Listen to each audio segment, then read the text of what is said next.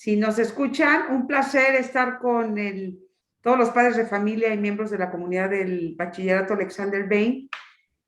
A nombre de los que trabajamos en Olarte Yacle, va a poder ser un placer platicar sobre este tema que nos tiene un poco a todos nerviosos, pero es una realidad.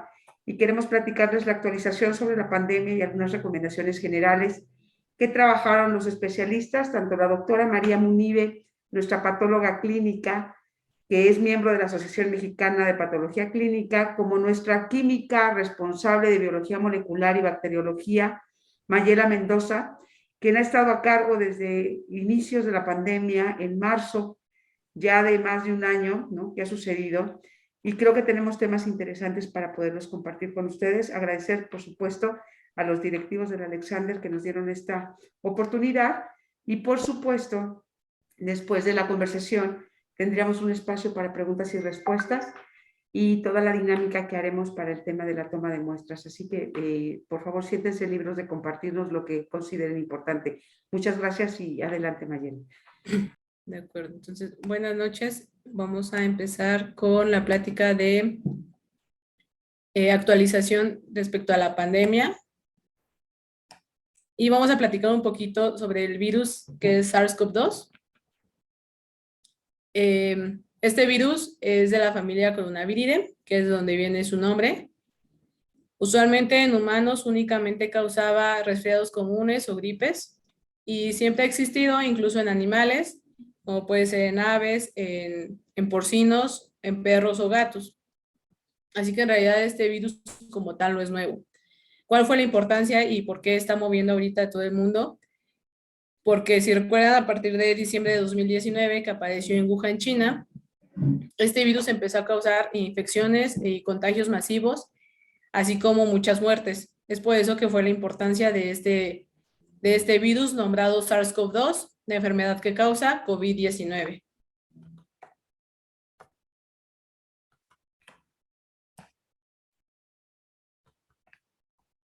Bueno, ¿han escuchado hablar respecto a las variantes de SARS-CoV-2?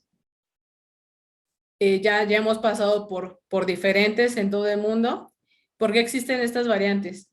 El virus ha tenido que hacer mutaciones para irse adaptando a los diferentes cambios que nosotros mismos hemos hecho, como ha sido el de tratamientos, el de vacunas o incluso la transmisión en diferentes poblaciones.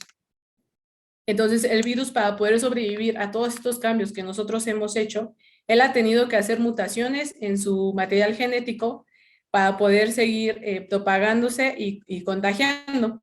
Realmente esa es la función del virus, es para lo que ellos están reproduciéndose.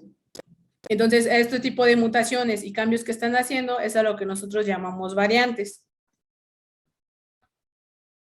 Las diferentes variantes de SARS-CoV-2, bueno, como aquí abajo lo menciono, los cambios en los que puede afectar es la transmisibilidad, o sea, qué tan rápido se puede propagar en las poblaciones, la severidad de la enfermación o los síntomas que puede estar produciendo, y la efectividad de las vacunas, tratamientos y los diagnósticos, ya que no siempre va a ser el mismo para todos los coronavirus, para todas las variantes de SARS-CoV-2.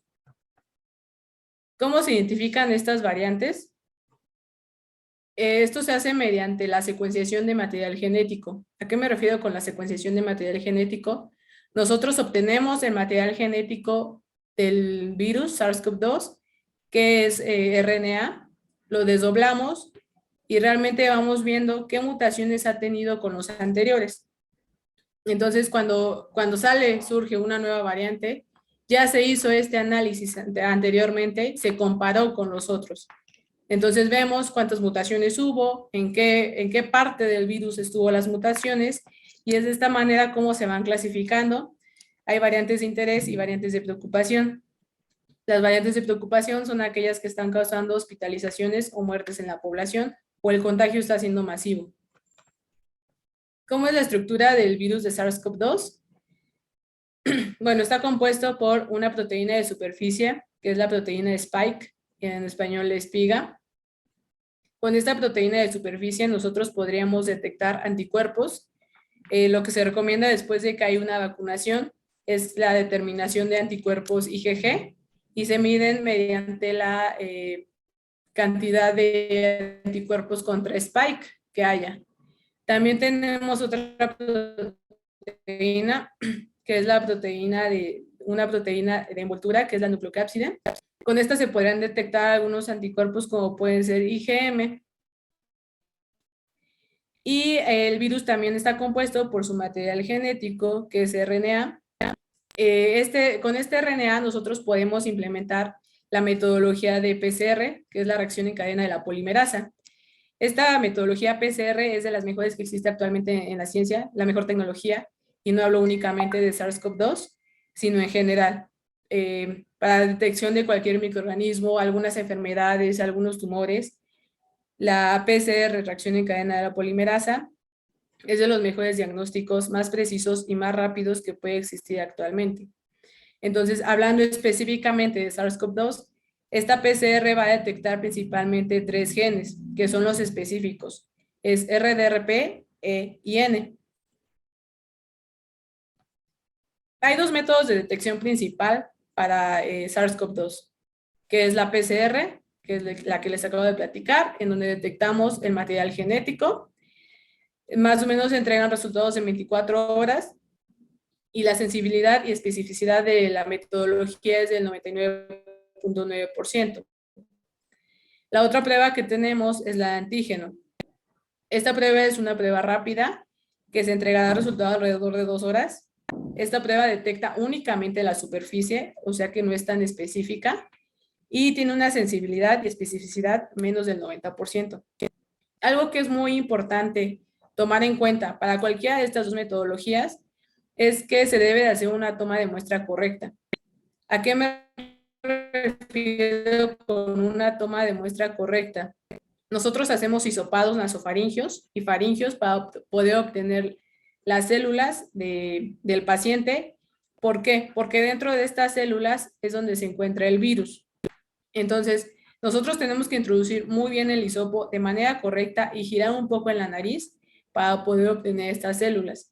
Sabemos que esta toma es invasiva y un poco molesta. Yo creo que ya la mayoría la hemos sufrido un poco. Sin embargo, es la única manera en poder detectar de manera correcta esta enfermedad. Y entonces sí es muy importante la toma de muestra correcta, con los hisopos correctos y con la metodología adecuada. Vamos a hablar un poquito de las variantes de preocupación médica. Estos nombres los da la OMS y se identifican mediante el alfabeto griego. Al inicio empezó la alfa, la gamma, la beta, y hace poco empezó la delta, si ustedes la recuerdan, hace alrededor de 6 meses únicamente se escuchaba respecto a la delta, y apenas en noviembre del año pasado empezó la Omicron. Empezamos a escuchar de la Omicron, se empezó a escuchar que era muy contagiosa, y de repente sí, llegó a México, y realmente los casos han aumentado muchísimo, de cómo ya estábamos a cómo está actualmente la situación. Esta es una gráfica del mundo, de la situación global, desde que empezó COVID hasta ahorita, en donde tenemos 318.648.834 casos confirmados y 5.518.343 muertes. Esto hablando en situación mundial. Hablando de Estados Unidos, si vemos su gráfica empieza a partir de febrero del 2020 y está para enero del 2021. Si vemos realmente hubo un pico alrededor de diciembre del 20 a junio del 21, de ahí empezó a bajar otra vez los contagios, subió en agosto del 21, empezaron a bajar y ahorita desde diciembre del 21 hasta ahorita enero es cuando empieza a bajar un poquito respecto a la variante Omicron, que ahorita es la que está arrasando con todo el mundo. Es muy similar esta gráfica a la que tenemos en el mundo. Realmente han sido como las variantes de preocupación, las que han estado en los mismos tiempos, ha aumentado aquí en México también, ha disminuido, ha aumentado, ha disminuido y pues ahorita estamos en uno de los picos máximos. Hablando de México, esta pantalla la saqué de la Secretaría de Salud, fue actualizada el día de ayer, en donde tenemos un estimado de 4.629.209 casos confirmados y 315.170 defunciones. Y esta gráfica es la que ha ido también por todos lados, por todas las redes sociales, en donde vemos que el 14 de enero tuvimos uno de los picos máximos de México, donde hubo más de 44,000 infectados. Realmente superamos el pico del 18 de agosto, en donde ahí estaba la variante Delta, del 21 de enero, ni se diga, y pues bueno, a inicios estos números no se veían. Del lado derecho, la imagen que vemos es cómo se han distribuido las variantes en algunas regiones de México, en centro, sur, suroeste, en donde vemos la variante Delta con mayor cantidad y después la Omicron, que también ha ido arrasando, sobre todo en el sur. Vemos que ha sido más la cantidad de Omicron. Ahora vamos a hablar un poquito de la variante Omicron, que es la que está actualmente en todo el mundo. Esta OMS la declaró el 26 de noviembre del 2021. Surgió en África. ¿Cómo es que clasificaron esta variante? Ya que tuvo más de 30 mutaciones en la proteína Spike. Vuelvo a lo mismo. Estas mutaciones, el virus lo hace para poder seguir sobreviviendo, para poder seguir contagiando a los demás. Entonces, como todo en este mundo ha ido evolucionando y mutando justo para la adaptación y poder seguir sobreviviendo. Entonces, así como el humano ha ido adaptándose, así como los animales han ido adaptándose, igual los virus lo hacen. Y su manera de hacerlo son con mutaciones. Entonces, aquí abajo vemos un cuadro donde nos dice qué mutaciones ha tenido cada tipo de variantes que se han ido clasificando. Entonces vemos la alfa tuvo 17 mutaciones, 8 fueron en la espícula. La beta tuvo 12 mutaciones, 8 fueron en espícula. Gamma 16, 9 en espícula. La delta tuvo 13 mutaciones, 8 en espícula. La Omicron tiene más de 50 mutaciones, de las cuales más de 30 fueron en espícula. Es por eso que ha sido tan contagiosa, ya que sus mutaciones fueron muchísimas. Realmente nadie estaba preparado para este tipo de variante tan pronto, porque las mutaciones fueron muy diferentes al resto de las demás, y es por eso que está siendo tan contagiosa. Esta es una gráfica que podemos ver, esta fue obtenida de Sudáfrica, sin embargo, vuelvo a la misma secuencia de los datos, en donde tenemos la beta que inició, después bajó un poquito, estuvo la delta, bajó un poquito, y ahorita tenemos la Omicron, que es la que ha subido y ha aumentado en todo el mundo. Y bueno, están realmente los científicos sorprendidos con la propagación que ha tenido Omicron, porque se ha reproducido 70 veces más rápido que la Delta en bronquios en menos de 24 horas. Esta variante sí se ha quedado en vías aéreas superiores. Al inicio, el SARS-CoV-2 que inició se almacenaba sobre todo en pulmones y vías aéreas inferiores. Ahorita sí estaban superiores. Eso también hace que sea un poco menos invasiva y peligrosa para la humanidad. Y bueno, el doctor Alejandro Macías mencionó que ninguna enfermedad había sido tan infecciosa, se había transmitido con tal velocidad que lo hace la variante Omicron. A este paso, en México, la mitad de la población se infectará en las siguientes semanas. Esto lo mencionó el 11 de enero. Realmente la cantidad que hay de mexicanos infectados es muchísima. Yo creo que ya estamos a nada de llegar a esa parte de la mitad. Y pues bueno, en realidad es un ciclo normal de los virus. Y los humanos también nos tenemos que adaptar. Así como ellos se adaptan, nosotros también nos tenemos que adaptar. Es por eso que ya gracias a la ciencia y la tecnología tenemos las vacunas y tenemos algunos medicamentos que están saliendo justo para esto. Bueno, ¿qué se conoce de la variante Omicron? Pues que se multiplica 70 veces más rápido en los bronquios, 10 veces menos en los pulmones. La mayoría de los casos son realmente leves. Algunos de los síntomas pueden ser cansancio, dolor de garganta, mucosidad, tos seca, fiebre, dolor corporal. Esto va a depender de cada persona y de su estado de inmunidad que tenga. Igual tenemos esta comparación con la vacuna Pfizer, en donde algunos que la han recibido están teniendo menos hospitalización y menos infección. ¿Qué es lo que la distingue de otras variantes? Pues volvemos al mismo punto. En primera, el nivel de contagio que está teniendo en todo el mundo y que los síntomas son más leves que el resto de variantes. Realmente a veces hay gente que está siendo asintomática o tiene síntomas muy leves. Ahora, ¿cuál es justo el riesgo de esto? Al no tener síntomas, pues la gente sigue haciendo su vida normal. O si solo tienen un pequeño síntoma, no piensan que es COVID-19 y siguen haciendo su vida normal, siguen haciendo sus reuniones, siguen viajando, siguen haciendo una vida como si nada, sin preocuparse si realmente están infectados o no, porque solo fue una gripita.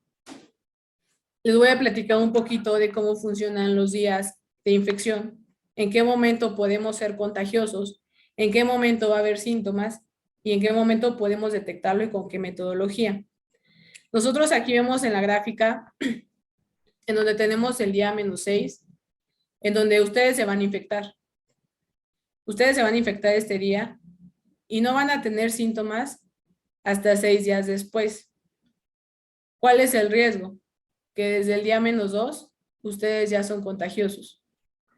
Entonces, ustedes no tienen síntomas desde el día -2 hasta el 0, pero todos estos días ustedes ya pudieron haber contagiado y el resto de días de después también. Entonces, si ustedes solo tienen una gripa, si ustedes solo tienen un dolor de garganta y no sospechan que sea COVID, lo mejor es hacerse una prueba. Ahora, ¿qué pasa si nos hacemos una prueba rápida, una prueba de antígenos?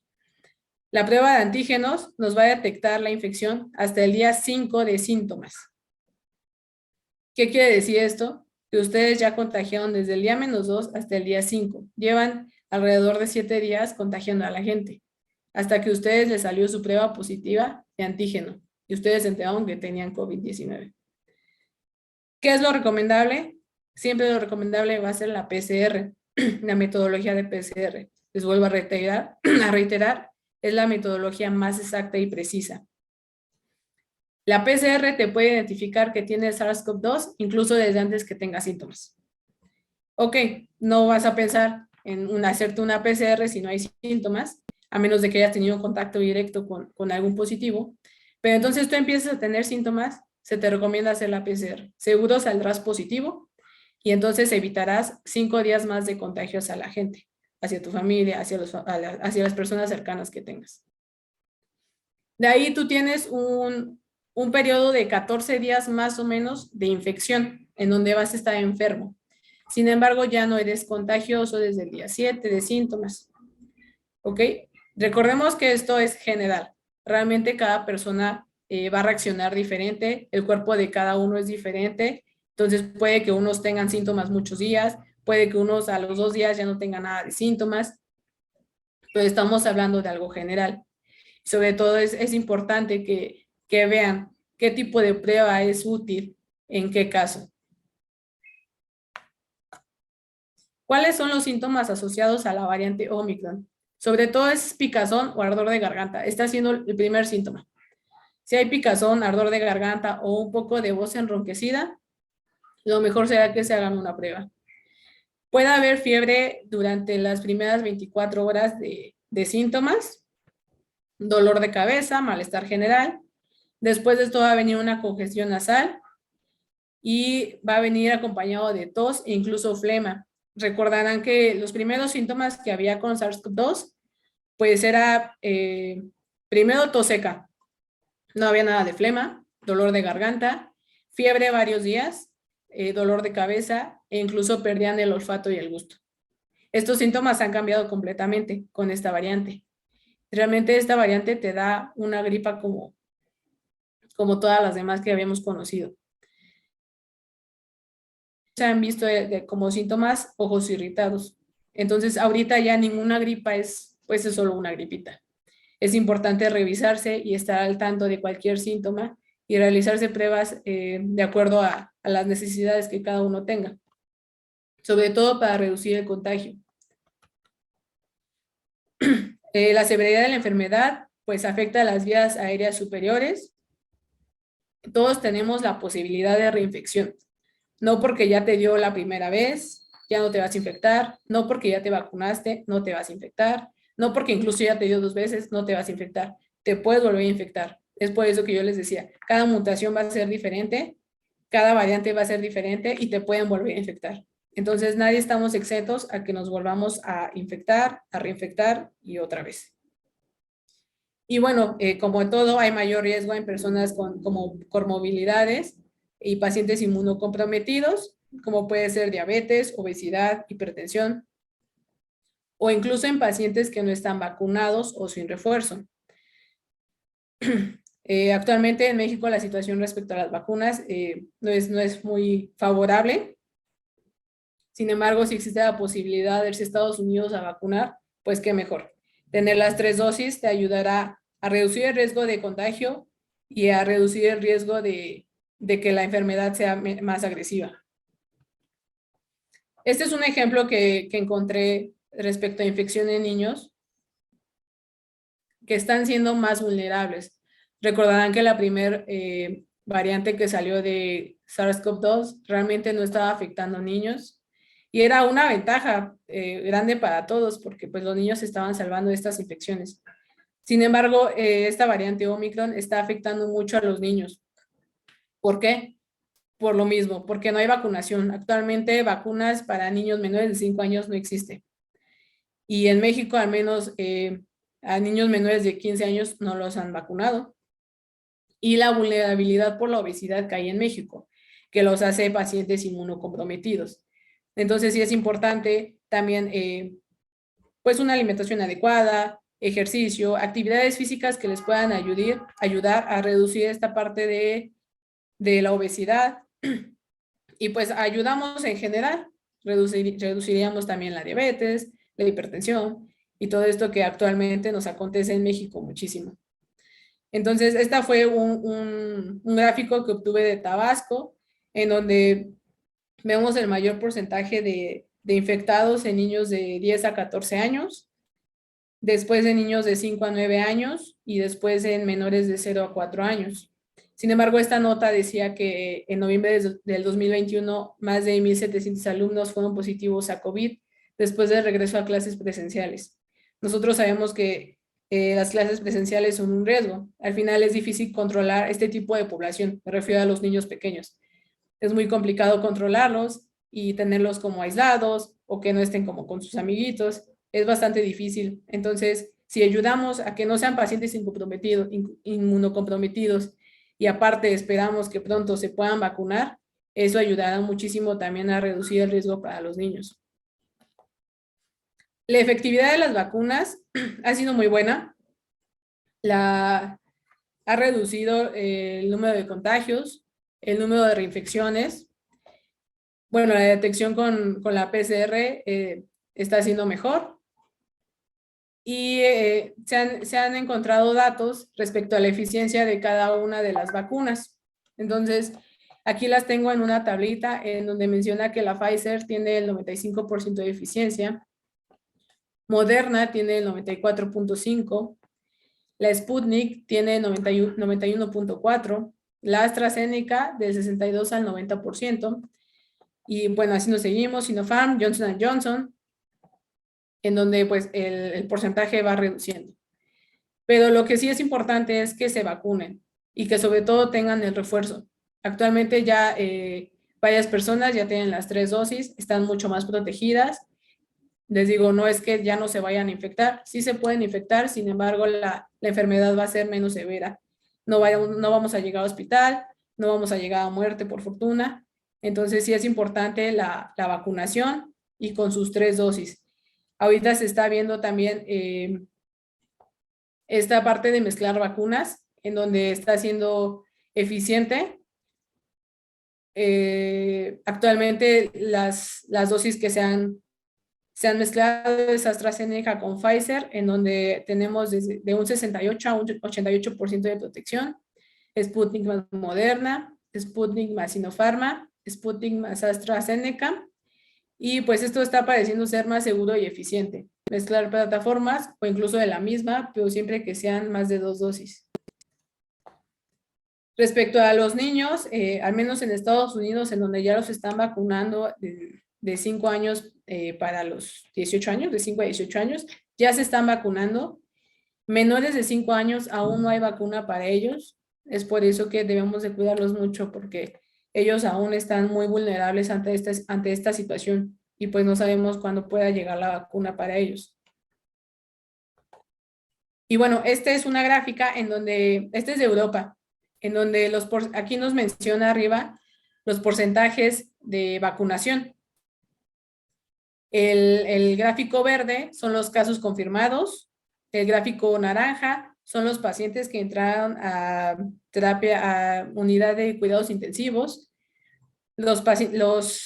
La gráfica azul es pacientes hospitalizados y la gráfica roja son las muertes. Entonces, si vemos, la cantidad de vacunación es la que tenemos arriba. Por ejemplo, en España tenemos un 90.1% de la población vacunada.